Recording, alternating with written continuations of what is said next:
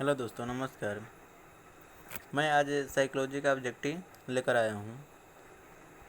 जैसे क्वेश्चन है, पहला नंबर क्वेश्चन, प्रथम मनोवैज्ञानिक प्रयोगशाला की स्थापना कब हुई? तो आपको बता दें कि प्रथम मनोवैज्ञानिक प्रयोगशाला की स्थापना 1879 ईस्वी में हुआ था, यानी ऑप्शन सी।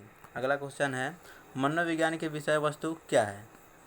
तो आपको बता दें कि मनोविज्ञान की विषय वस्तु आपको है पहला है अनुभूति एवं व्यवहार, यानी आपको हो जाएगा अनुभूति एवं व्यवहार दोनों। अगला क्वेश्चन है, निम्नलिखित में से कौन शुद्ध मनोविज्ञान नहीं है? तो इसमें आपको हो जाएगा ऑप्शन नंबर डी, यानी औद्योगिक मनोविज्ञान। क्योंकि सामान्य मनोविज्ञान तो है ही है, बाल मनोविज्ञान होता ही है, पशु मनोविज्ञान होता ही है, और औद्योगिक मनोविज्ञान नहीं होता है। तो आपका इसमें करेक्ट सही आंसर होगा औद्योगिक मनोविज्ञान। और अगला क्वेश्चन है, निम्नलिखित कथनों में कौन सा कथन सही है? तो इसमें दिया हुआ है, मनोविज्ञान एक समर्थक विज्ञान है, यह एक आदर्श सूचक विज्ञान है, यह समर्थक तथा आदर्श सूचक विज्ञान है, इनमें से कोई नहीं। तो इनमें आपको हो जाएगा इसमें ऑप्शन नंबर ए, यानी मनोविज्ञान एक समर्थक विज्ञान है। अगला क्वेश्चन है, निम्नलिखित में कौन सबसे अधिक सरल संज्ञानात्मक प्रक्रिया है? तो इसमें आपको हो जाएगा सरल प्रक्रिया, यानी प्रत्यक्षीकरण, और दूसरे का में है भ्रमण और संवेदना और सीखना, यानी इसमें सबसे सरल हो जाएगा आपको सीखना, यानी ऑप्शन नंबर डी। अगला क्वेश्चन है, निम्नलिखित में कौन मनोवैज्ञानिक नहीं है? यानी इसमें दिया हुआ है कि कौन ऐसा व्यक्ति है जो इसमें कि मनोवैज्ञानिक नहीं है। यानी तो आपको पता है कोलहल, यानी ये भी मनोवैज्ञानिक एक है ही है, थॉर्नडाइक ये भी एक मनोवैज्ञानिक है, और वाल्टलेट ये भी एक मनोवैज्ञानिक है। इसमें कौन सा मनोवैज्ञानिक नहीं है? यानी ऑप्शन नंबर ए, पॉवलव, यानी पॉवलव एक मनोवैज्ञानिक नहीं है। अगला क्वेश्चन है, आधुनिक मनोवैज्ञानिकों को निम्नलिखित में कौन सा कथन अधिक मान्य है? तब पहला ध्यान से सुनिए, ऑप्शन नंबर ए में है, मनोविज्ञान आत्म के अध्ययन का विज्ञान है। दूसरा का में है ऑप्शन नंबर बी, मनोविज्ञान मन के अध्ययन का विज्ञान है। सी में है, मनोविज्ञान अनुभूतियों के अध्ययन का विज्ञान है। डी में है, मनोविज्ञान व्यवहार तथा मानसिक प्रक्रियाओं के अध्ययन का विज्ञान है। तो आपको पता है कि जैसे कि 16वीं शताब्दी में ही आत्मा का जैसे कि विज्ञान हम पढ़ते थे, तो उसे खारिज करके आपको जैसे कि मन का जैसे बदल दिया गया, उसको चेतना का जैसे कि अध्ययन जैसे कि पढ़ते थे। अब जैसे वर्तमान में भी, यानी 20वीं शताब्दी से हम व्यवहार का मनोविज्ञान पढ़ रहे हैं। तो आपको अब इसमें हो जाएगा ऑप्शन नंबर डी। अगला क्वेश्चन है, मनोविज्ञान को एक विज्ञान माना गया है क्यों? तो इसमें आपको बता दें कि दे रहा है ऑप्शन नंबर ए, मनोविज्ञान की विधियाँ वैज्ञानिक है। ऑप्शन नंबर बी में है, मनोवैज्ञानिक निष्पक्ष ढंग से अपनी विषय वस्तु का अध्ययन करते हैं। ऑप्शन नंबर सी, मनोवैज्ञानिक अध्ययन में वस्तुनिष्ठ होती है। यानी इसका हो जाएगा, यानी उपयुक्त सब, यानी तीनों इसमें उत्तरदायी है। अगला क्वेश्चन है, प्रथम मनोवैज्ञानिक प्रयोगशाला खोला गया। तो यानी आपको बता दें कि प्रथम मनोवैज्ञानिक प्रयोगशाला, यानी प्रथम बोला जाएगा तो आपको हो जाएगा लिप्जिग विश्वविद्यालय, जो जर्मनी में स्थित है। अगर यही बोला जाएगा कि भारत में मनोवैज्ञानिक प्रयोगशाला कब खोला गया, तो आपको हो जाएगा कब खोला गया और कहाँ खोला गया। तो आपको बता दें कि 1916 में कोलकाता में खोला गया था, कोलकाता विश्वविद्यालय में। अगला क्वेश्चन है, निम्नलिखित में किसे प्रयोगात्मक मनोविज्ञान का जनक कहा जाता है? तो आपको बता दें कि इसमें हो जाएगा ऑप्शन नंबर ए, यानी विल्हम उंड को, यानी इसका नाम है पूरा विल्हम उंड, लेकिन इसमें ऑप्शन में दिया हुआ है ऊंट, तो इसका आंसर हो जाएगा ऑप्शन नंबर ए, यानी ऊंट। अगला क्वेश्चन है, निम्नलिखित में किसे मनोविज्ञान के वैज्ञानिक विशेषताओं की सूची में सम्मिलित नहीं किया जा सकता, यानी इसमें हम सम्मिलित नहीं कर सकते हैं। तो इसमें हो जाएगा आत्मनिरीक्षण, यानी प्रयोग का भी हम कर सकते हैं, प्रयोगिता का भी कर सकते हैं, परिमापन का भी प्रयोग कर सकते हैं, यानी आत्मनिरीक्षण का हम नहीं कर सकते हैं। तो इसका आंसर आपको राइट हो जाएगा, यानी ऑप्शन नंबर डी। अगला क्वेश्चन है, बाह्य निरीक्षण विधि का प्रतिपादन किस मनोवैज्ञानिक ने किया था?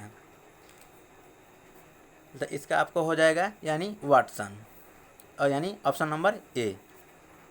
अगला क्वेश्चन है यानी पीछे एक बार और जैसे कि आपको क्वेश्चन आया था, यानी क्वेश्चन नंबर 6 में देखे होंगे कि दिए हुआ है, सेम क्वेश्चन है, निम्नलिखित में से कौन मनोवैज्ञानिक नहीं है? तो आप उसमें देखे थे कि कोलहल भी थे, वाल्टलेट भी थे और थॉर्नाइक भी थे, यानी कौन नहीं थे? पॉवलव, यानी पॉवलव नहीं थे, यानी ऑप्शन नंबर हो जाएगा इसमें ए।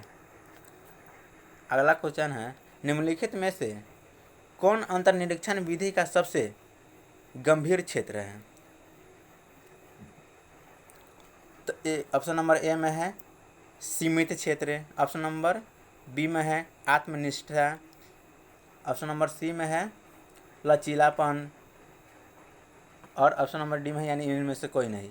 तो इसमें हम आपको बता दें कि इसमें राइट ऑप्शन होगा, राइट आंसर होगा ऑप्शन नंबर बी, यानी आत्मनिष्ठता। अगला क्वेश्चन है, निम्नलिखित में से किस विधि में आत्मनिष्ठा का गुण सर्वाधिक होता है?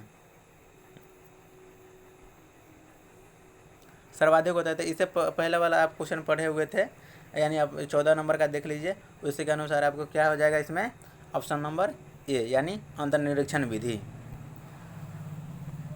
अगला क्वेश्चन है, उद्दीपन त्रुटि के संप्रत्यय का प्रतिपादन किसने किया था, यानी कौन से मनोवैज्ञानिक ने किया था?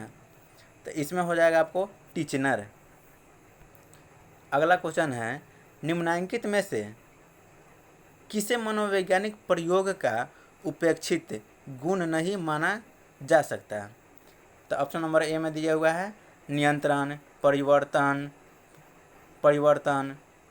अगर ऑप्शन नंबर सी में है पुनरावृत्ति, यानी ये तीनों हो सकता है। आपको क्या नहीं हो सकता है, यानी डिजाइन, यानी इसका राइट आंसर हो जाएगा डिजाइन। अगला क्वेश्चन है, निम्नलिखित में से कौन सबसे अधिक विश्वसनीयता विधि है? तो इसमें आपको हम बता दें कि सबसे अधिक विश्वसनीय आपको हो जाएगा जैसे प्रयोगात्मक, यानी ऑप्शन नंबर सी। अगला क्वेश्चन है, निम्नलिखित में किनके द्वारा अंतर्निरीक्षण विधि के उपयोग पर सबसे अधिक बल डाला गया है? तो इसमें हो जाएगा आपको विल्हेम वुंट, यानी मनोविज्ञान के जो पिता थे विल्हेम वुंट, उन्हीं का सबसे अधिक दबाव डाला गया है। अगला क्वेश्चन है, मनोविज्ञान अपनी उस विधि के बल पर एक अपूर्व विज्ञान है किसे कहते हैं? तो इसमें आपको हो जाएगा प्रयोगात्मक विधि। अगला क्वेश्चन है, चेतन अनुभूति का अध्ययन निम्नलिखित में किस विधि द्वारा उत्तम ढंग से किया जा सकता है? यानी 21 नंबर क्वेश्चन का क्वेश्चन है आपको, चेतन अनुभूति का अध्ययन निम्नलिखित में किस विधि द्वारा उत्तम ढंग से किया जाता है? तो इसमें हो जाएगा आपको प्रयोगात्मक, यानी आपको जैसे कि बता दे ऑप्शन क्वेश्चन नंबर सी में, क्वेश्चन नंबर सी का आपको आंसर हो जाएगा यानी बी, अंतर्निरीक्षण विधि। अगला क्वेश्चन है, टीचनर के अनुसार मनोविज्ञान की सबसे उपयुक्त विधि निम्नलिखित में से कौन सी है? तो इसमें आपको हो जाएगा अंतर्निरीक्षण, यानी ऑप्शन नंबर ए। अगला क्वेश्चन है, यदि कोई व्यक्ति गुलाब के फूल को देखकर यह कहता है कि फूल लाल है तो यह एक उदाहरण होगा, यानी किसका उदाहरण होगा? तो इसमें हो जाएगा आपको आत्मनिरीक्षण का, यानी ऑप्शन नंबर ए। अगला क्वेश्चन है, निम्नलिखित में कौन अंतर्निरीक्षण विधि के लिए सबसे अधिक उपयुक्त है? यानी ऑप्शन नंबर ए में है आपको शिशु, पशु, पागल व्यक्ति, यानी आपको इसमें हो जाएगा, और डी में है प्रौढ़ सामान्य व्यक्ति, यानी आपका इसका आंसर हो जाएगा प्रौढ़ सामान्य व्यक्ति, यानी ऑप्शन नंबर डी। अगला क्वेश्चन है, बंदरों में आक्रामकता का अध्ययन करने के लिए आप सिद्धांत निम्नलिखित में किस विधि को सबसे अधिक उपयुक्त कहेंगे? तो इसका आंसर आपको हो जाएगा ऑप्शन नंबर बी, यानी प्रकृतिवादी परीक्षण। अगला क्वेश्चन है, यदि भीड़ व्यवहार का अध्ययन करना हो तो आप निम्नलिखित में किस विधि को सबसे अधिक उपयुक्त समझेंगे? तब फर्स्ट नंबर में आपको दिया हुआ आत्म परीक्षण, सेकेंड में दिया हुआ है आपको अंतर्निरीक्षण, और सी में दिया हुआ है, यानी थर्ड में आपको दिया हुआ है वस्तुनिष्ठ परीक्षण, और डी में दिया हुआ है नियंत्रित परीक्षण। तो आपका इसमें हो जाएगा वस्तुनिष्ठ परीक्षण, यानी वस्तुनिष्ठ परीक्षण करेंगे।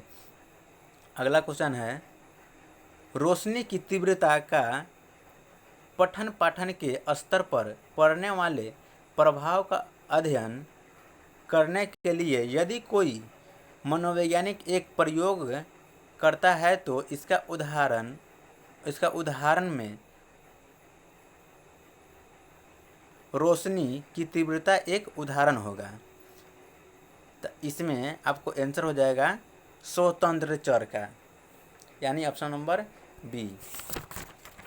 अगला क्वेश्चन है, जिस परीक्षण में व्यक्ति व्यवहार का अध्ययन तो करता है परंतु उसके करने में हाथ नहीं बटाता है, तो यानी आत्म परीक्षण आपको यह भी नहीं हो सकता है। दूसरे का में है वस्तुनिष्ठ परीक्षण, यह भी नहीं हो सकता, और निरीक्षण यह भी नहीं हो सकता है, यानी असहभागी, यानी हम उसका मदद नहीं करते हैं, यानी इसका हो सकता है असहभागी, यानी ऑप्शन नंबर डी। अगला है, प्रयोगकर्ता द्वारा व्यक्ति के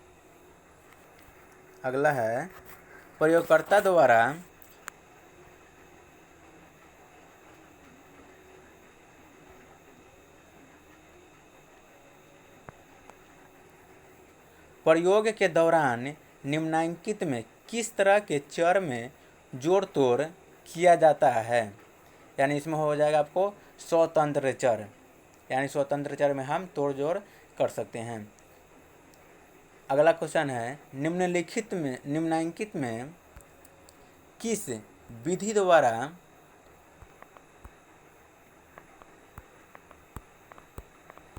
ऑप्शन दे रहा है, निम्नलिखित में किस विधि द्वारा मनोविज्ञान को एक विज्ञान होने की दावे को सबसे अधिक समर्थन प्राप्त होता है? तो इसमें आपको हो जाएगा ऑप्शन नंबर सी, यानी प्रयोगात्मक विधि द्वारा। अगला क्वेश्चन है, निम्नलिखित में किस विधि में कारण परिणाम संबंध का अध्ययन किया जाता है? यानी तीनों का अध्ययन, कारण परिणाम संबंध, यानी इसमें हो जाएगा आपको ऑप्शन नंबर सी, यानी प्रयोगात्मक विधि में। अगला क्वेश्चन है, मनोविज्ञान चेतन अनुभूति का विज्ञान है। मनोविज्ञान यह परिभाषा किस संप्रदाय पर आधारित है? तो इसका हो जाएगा ऑप्शन नंबर ए, यानी संरचनावाद। अगला क्वेश्चन है, निम्नलिखित में कौन मनोविज्ञान की विषय वस्तु में सम्मिलित नहीं है? तो इसमें है आपको अनुभूति, व्यवहार, प्राणी, यानी अनुभूति भी हो जाएगा और व्यवहार भी हो जाएगा और प्राणी भी हो जाएगा, यानी इसमें ऑप्शन जैसे कि गलती दी हुआ है इनमें से कोई नहीं, लेकिन यहाँ पर होना चाहिए आपको ऑप्शन इनमें से सभी, यानी अब इसमें हो जाएगा आंसर आपको, यानी इसमें आंसर है ही नहीं है तो हम मान लेंगे डी, यानी यहाँ पर इनमें से सभी करके, यानी इनमें से तीनों है। अगला क्वेश्चन है मनोविज्ञान कैसा विज्ञान है? तो आपको पता है कि मनोविज्ञान एक समर्थक विज्ञान है। अगला क्वेश्चन है मनोविज्ञान को किस वर्ष विज्ञान की हैसियत प्राप्त हुई? यानी किस वर्ष इसको हैसियत यानी मनोविज्ञान की एक दर्जा जैसे दिया गया? तो आपको इसमें हो जाएगा ऑप्शन नंबर बी 1879 ईस्वी में। अगला क्वेश्चन है वाटसन ने मनोविज्ञान की विषय वस्तु के रूप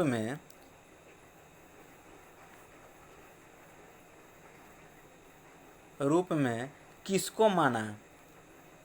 तो इसमें आपको हो जाएगा यानी व्यवहार को, यानी व्यवहार का पिता वाटसन को कहा जाता है। अगला क्वेश्चन है निम्नलिखित में कौन मनोविज्ञान का मूल तत्व है? यह इसमें है जैसे उद्दीपक, प्राणी, प्रक्रिया, यानी इनमें से सभी, यानी ऑप्शन नंबर डी होगा। अगला क्वेश्चन है मनोविज्ञान का लक्ष्य, यानी दे रहा है मनोविज्ञान का लक्ष्य। तो ऑप्शन नंबर ए में दे रहा है संज्ञानात्मक प्रक्रियाओं की व्याख्या करना। ऑप्शन नंबर बी में है व्यवहार की व्याख्या करना। ऑप्शन नंबर सी है व्यवहार को नियंत्रित करना। ऑप्शन नंबर डी होगा उपयुक्त सभी, यानी इसमें सभी हो सकता है। यानी मनोविज्ञान का लक्ष्य इस पर आधारित है, संज्ञानात्मक प्रक्रियाओं की भी व्याख्या करना होता है और व्यवहार की व्याख्या करता है और व्यवहार को नियंत्रित भी करना होता है, और यानी इनमें से तीनों हो सकता है, यानी इनमें से सभी, यानी डी। अगला क्वेश्चन है विज्ञान होने के लिए आवश्यक है, यानी इनमें से होगा आपको इनमें से सभी इनका भी हो सकता है, यानी निश्चित विषय वस्तु, निश्चित विधि, निश्चित उपयोगिता, यानी इनमें से सभी डी हो जाएगा। अगला क्वेश्चन है निम्नलिखित में कौन मनोविज्ञान की विषय वस्तु है? इसमें है चेतन अनुभूति, चेतन अनुभूति, व्यवहार, अचेतन अनुभूति, व्यवहार, यानी इनमें से सभी। अगला क्वेश्चन है वस्तुनिष्ठ परीक्षण विधि का संस्थापक कौन है?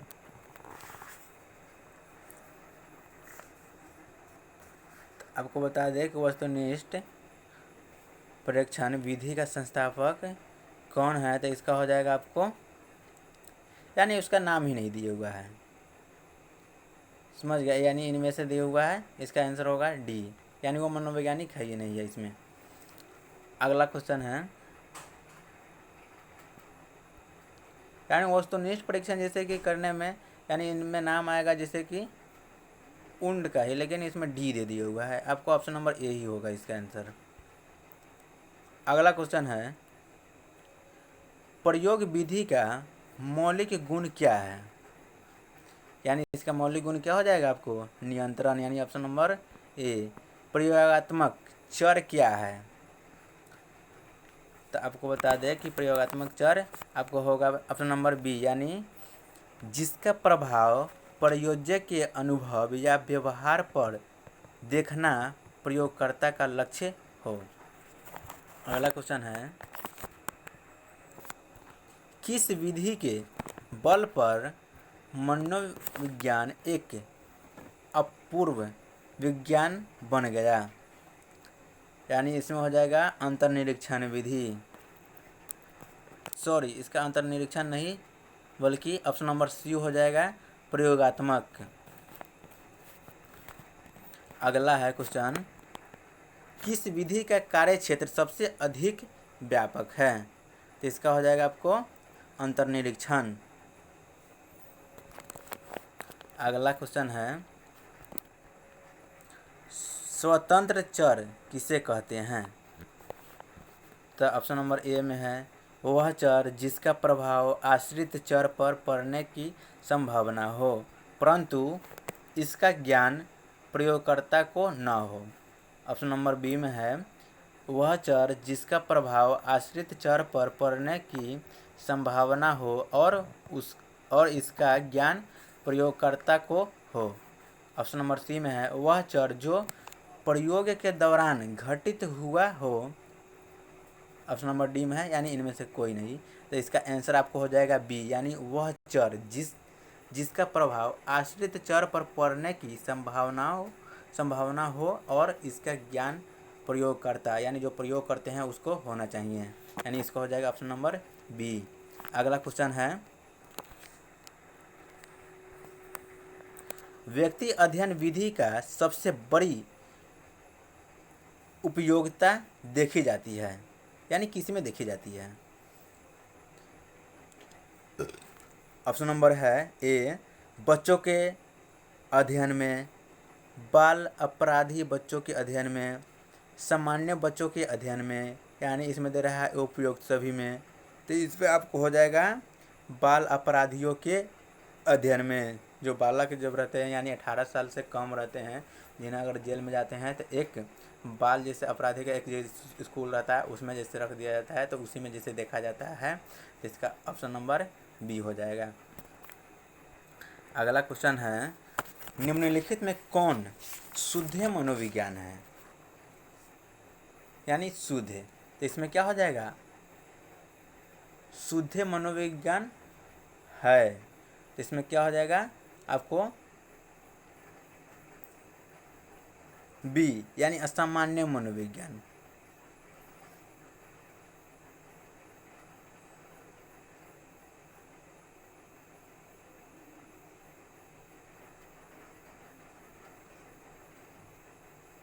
अगला क्वेश्चन है सबसे छोटा प्राणी है यानी ऑप्शन नंबर ए में दिया हुआ है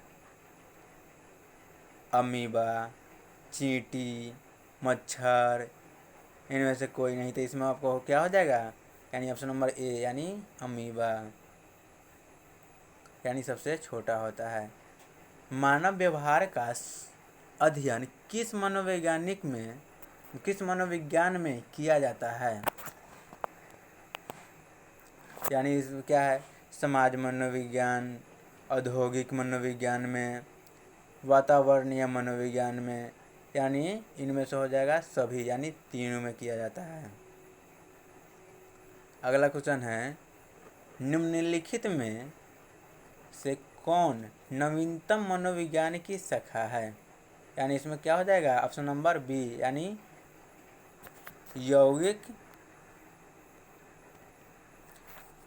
यौगिक मनोविज्ञान। अगला क्वेश्चन है गिलमर का योगदान मनोविज्ञान की किस शाखा में है। तो इसमें क्या हो जाएगा आपको नैदानिक मनोविज्ञान में यानी ऑप्शन नंबर ए। अगला क्वेश्चन है निम्नलिखित कथनों में से कौन सा कथन सही है। तो ऑप्शन नंबर ए दिया हुआ है मनोविज्ञान एक समर्थक विज्ञान है। बी में है मनोविज्ञान एक आदर्श मूल्यक विज्ञान है। ऑप्शन नंबर सी है मनोविज्ञान समर्थक तथा आदर्श मूलक दोनों तरह का विज्ञान है। ऑप्शन नंबर डी में है यानी इनमें से कोई नहीं। था आपको इनमें से क्या हो जाएगा आप पीछे जैसे कि पढ़े हैं क्वेश्चन में आपको आया था। तो इसमें क्या हो जाएगा यानी मनोविज्ञान एक समर्थक विज्ञान है यानी ऑप्शन नंबर ए। अगला क्वेश्चन निम्नलिखित में से किस व्यक्ति ने मनोविज्ञान को तत्कालिक अनुभूति के विज्ञान के रूप में परिभाषित किया। तो इसका हो जाएगा आपको वुंट यानी किसने किया था विल्हेम वुंट ने जो मनोविज्ञान के पिता थे। अगला क्वेश्चन है निम्नांकित में से किसे मनोविज्ञान का उद्देश्य में शामिल नहीं किया जा सकता है। ऑप्शन नंबर ए में है वर्णन, ऑप्शन नंबर बी में है व्याख्या, अब ऑप्शन नंबर सी में है आपको पूर्व कथन, ऑप्शन नंबर डी में है आपको परिमापन। यानी इसका आपको क्या हो जाएगा, ऑप्शन नंबर सी हो जाएगा, यानी पूर्व कथन।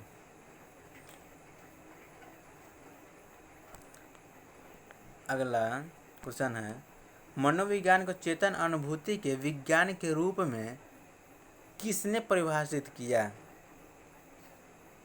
तो इसका आपको हो जाएगा यानी टीचनर, यानी पीछे आप पढ़े थे प्रयोगात्मक विधि को किसने किया था, तो आपको हो जाएगा टीचनर। अगला क्वेश्चन है, मनोविज्ञान की प्रथम प्रयोगशाला कायम हुई, यानी कायम तो वही हो जाएगा पीछे आप पढ़े हैं, यानी 1879 में। अगला क्वेश्चन है, मनोविज्ञान को तत्कालिक अनुभव का अध्ययन के रूप में किसने परिभाषित किया। तो इसका हो जाएगा ऊंट, यानी विल्हम ऊंट ने। अगला क्वेश्चन है, मनोविज्ञान की उपयुक्त विषय वस्तु क्या है। तो इसमें क्या हो जाएगा आपको, ऑप्शन नंबर सी अनुभूति एवं व्यवहार दोनों। अगला क्वेश्चन है, प्रयोगात्मक मनोविज्ञान का संस्थापक कौन है, यानी जनक कौन है।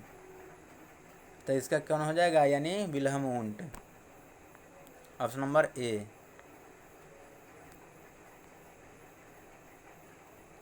अगला क्वेश्चन है, किसी